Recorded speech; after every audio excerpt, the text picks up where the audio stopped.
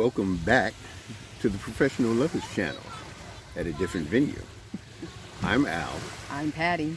And we are are the the Professional Professional Lovers coming at you from our happy place. Yes. We've been celebrating our 29th anniversary for the week. Yes. And we are ending up at the place we love the best, which you can tell by our surroundings would be the beach. So, if you hear little chatterings in the background and the waves in the background, Crashing. then gently. try to excuse it. Try to excuse the chattering. Don't excuse the waves because they are so calming. Truly. But Or anyway, the dialogue. exactly. Yes.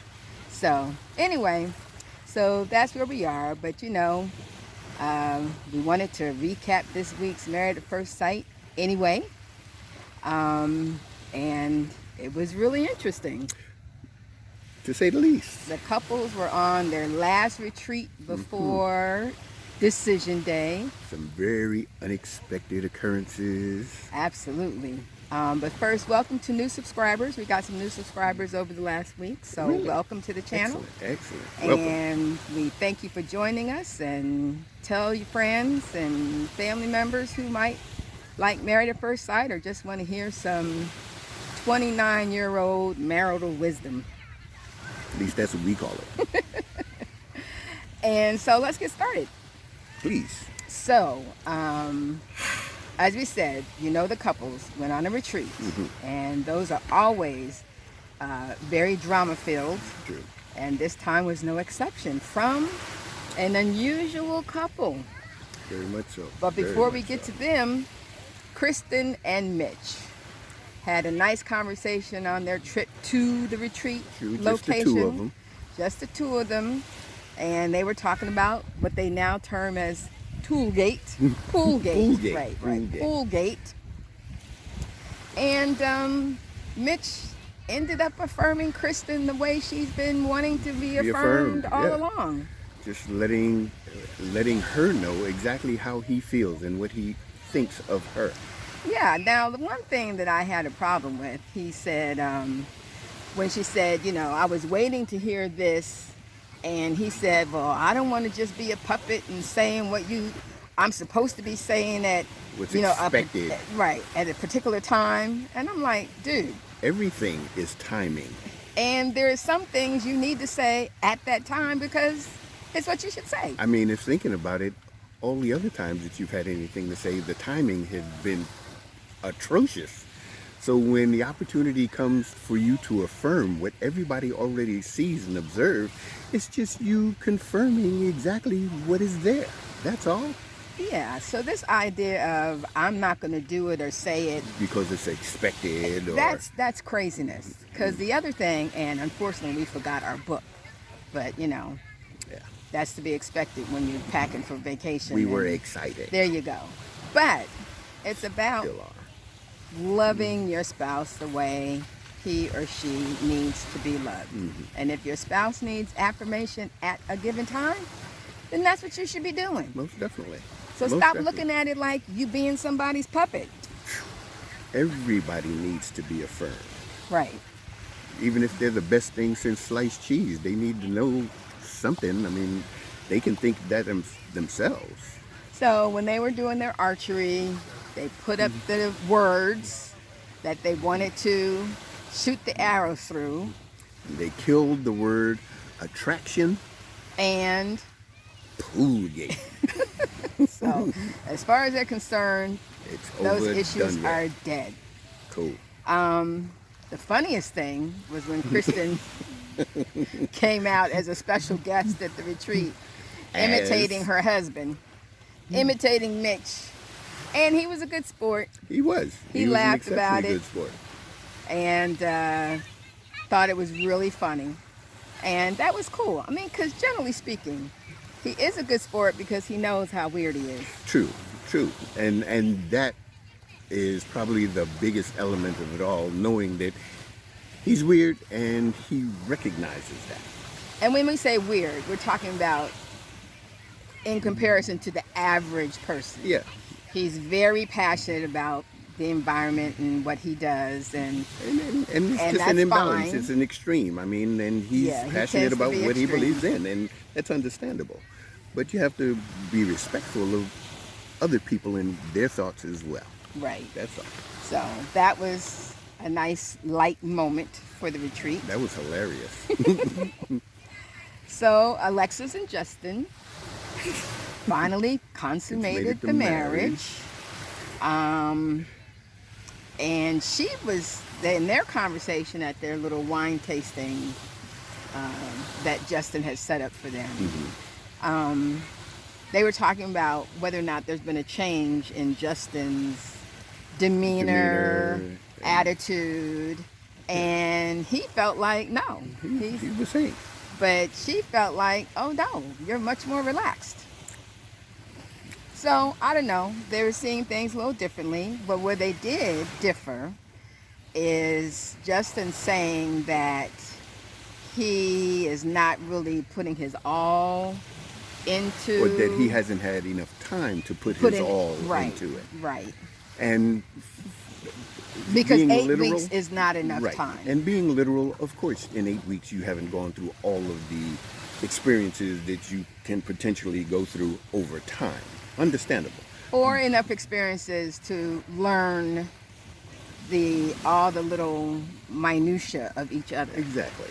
But you get a general sense of the character and the personality of who you're dealing with, generally. You know. And I would have to say, because Alexis saw it completely different as far as she's concerned, she's like, there's been enough time for me to decide if you're worth it or not. Basically. And how to apply her principles and understandings of relationships to her husband. Right. Now, I would have to agree to the point that when you're older, like I was 31 when we met. 33. And 34. 31, 34. I like being younger. Anyway, you would think that by that time you've had enough relationship experience, as in even just dating, not necessarily serious relationships, but even just in the dating process, you learn things about relationships. And so it doesn't really take long to decide if someone has the character or enough commonalities with you that you to want be spend, worth the time to explore. to spend more time with. Exactly. Plain and simple. So from that standpoint, that doesn't take long. True. I mean, we met in June, and by August, I knew he was somebody I could spend the rest of my life with. June 11th.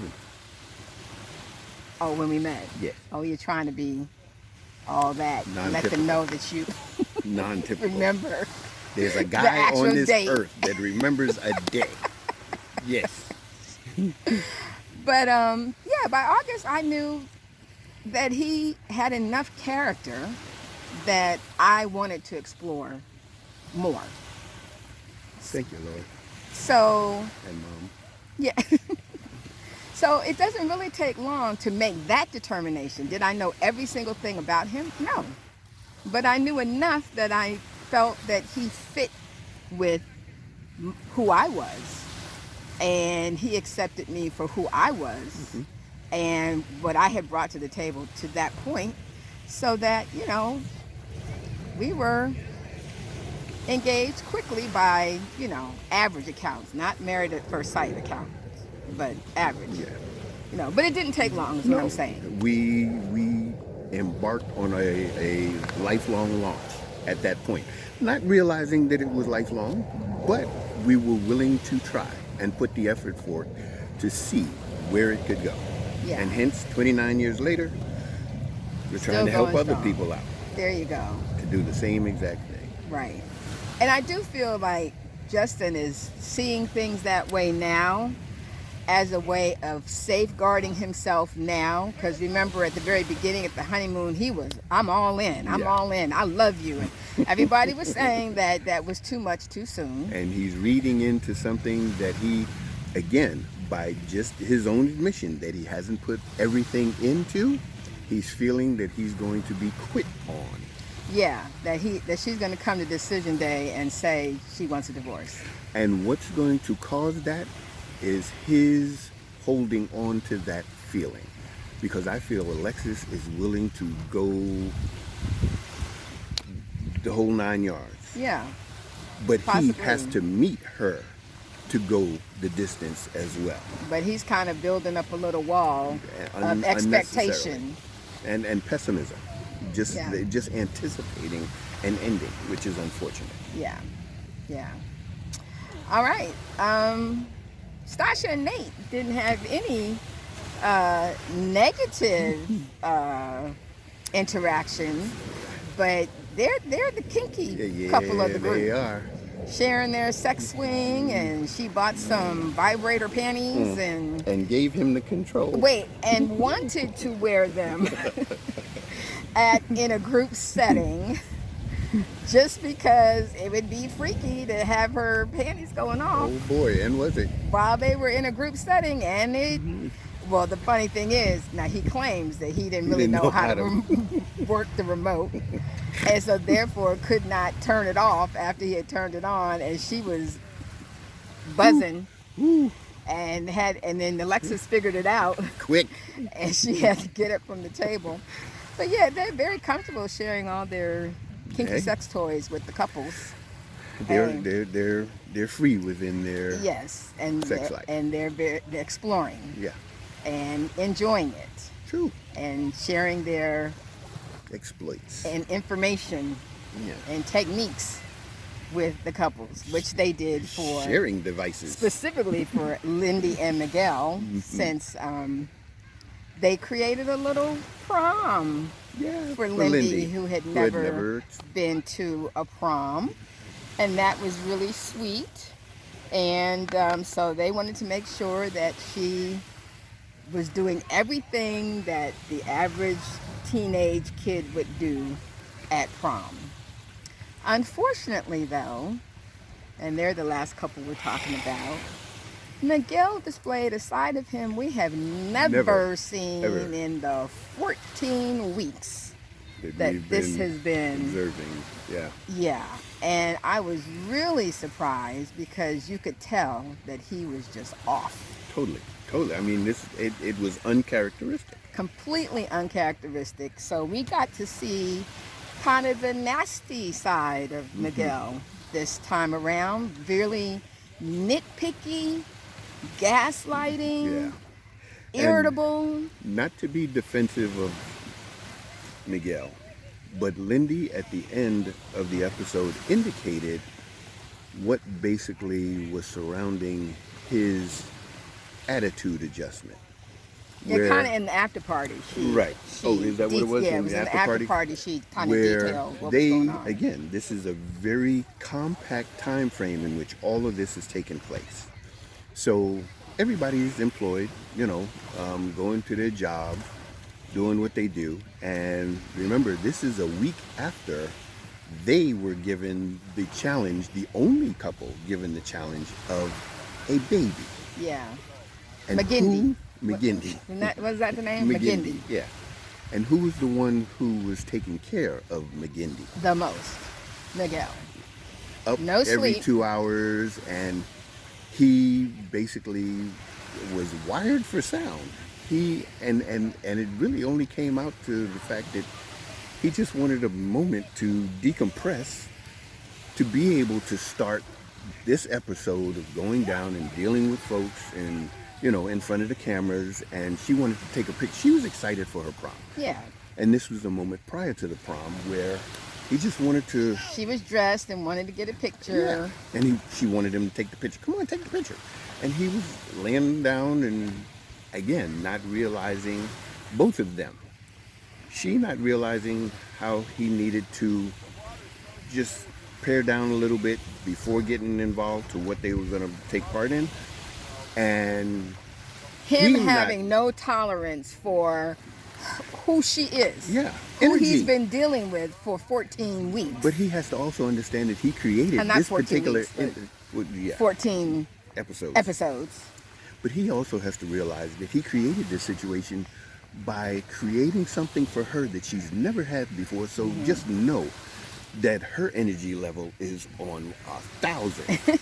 And his was minus Exactly. 1,000. Exactly. And to me, that's one of those perfect scenarios in which you really start to understand who each other is. Yeah. And what you have to be willing to do to not just give in, but somewhat compromise in understanding your partner, and knowing where they are, feeling out their characteristics and their feelings at that particular instant, because again, knowing that that was being received in a very abstract way by both parties, something else was in play there that neither one of them even were conscious of. So that was their first real Blow up. as he called it. She was like, blow up. Blow up. You don't know what blow up This is. wasn't no blow up, but for him, But- it was a blow up And it because they were at odds. and that's a blow up. At odds is a blow up. Yeah. Regarding how you relate to it, And determines how big a blow up it can become. And the thing about it is he knew because he described himself. Yeah. He said, yes, I am being nasty, I am being petty, I am being... So he described himself to a T. So Yeah. he knew where his attitude was. And it was unfortunate, but it was good because Yeah. they needed one major moment of conflict to see how each handled it. And I liked how she was handling it because she was very clear Yeah. on how she was feeling and what he was doing was making her feel. And, so... And how it was escalating the situation. It wasn't enhancing. I mean, it wasn't, de-escalating the situation. Right, But, right. a lack of a hug. So it was that like, that this- was it was yeah. childish. It was. At least, and that's one thing that I like about our conflicts, as in because we have similar personalities. Neither of us is going to yell and scream and curse and that kind of thing. We get quiet, Yeah. as in there's no real conversation, but we have always been civil. Always. As in, you ask me a question, I can answer the question fully.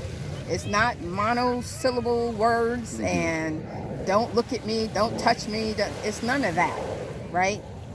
Because that's not necessary. No, it's If really you love not. someone, and Miguel kept saying, I really love her. Well, if you really love her, you wouldn't turn away from a hug just because you're not particularly feeling connected. So anyway, they had a bad encounter for that weekend. It was really out of character. I kept calling Miguel, stop acting like a jerk. But, everybody's entitled to their jerkish moments. But again, there were certain instances that he was justified. And, how he was feeling at that particular instance. Like when she kept interrupting him. Right. But unfortunately, it just compounded the whole activity that weekend. And that's why I said his tolerance was low. Yeah. Because I don't think she was acting any differently than Yeah. she always acts.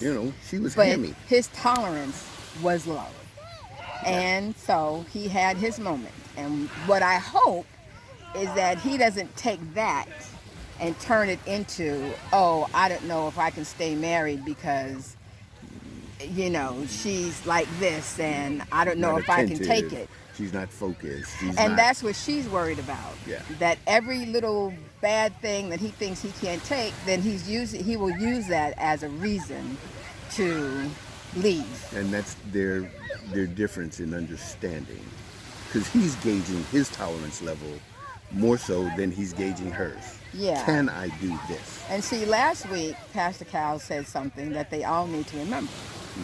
You said you wanted to be married. Yes. And part of marriage is that you don't run when something is uncomfortable.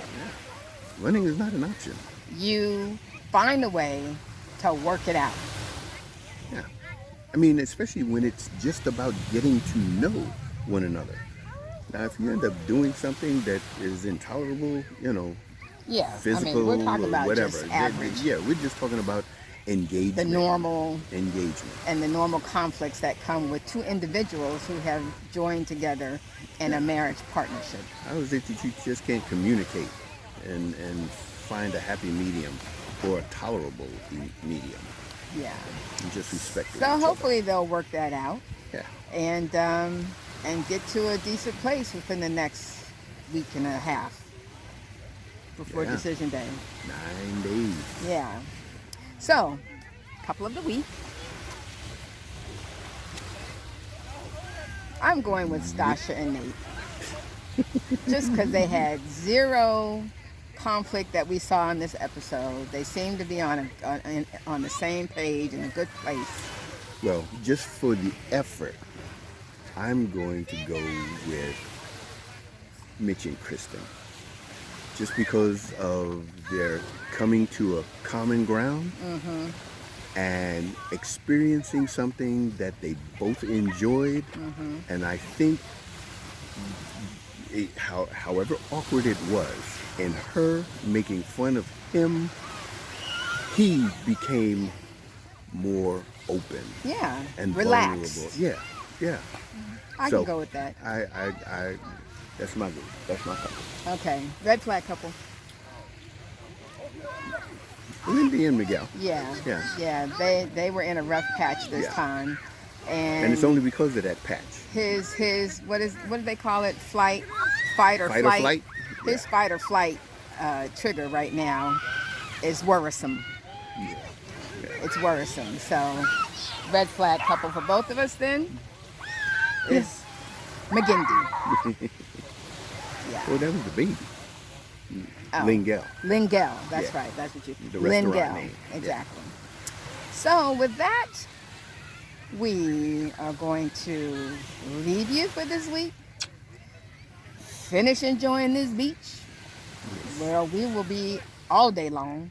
All day long. So if we happen to be on camera next week and you might not be able to see us even in a lighted environment, It's because I got all the sun that I needed to get my tan and that I've missed all summer long.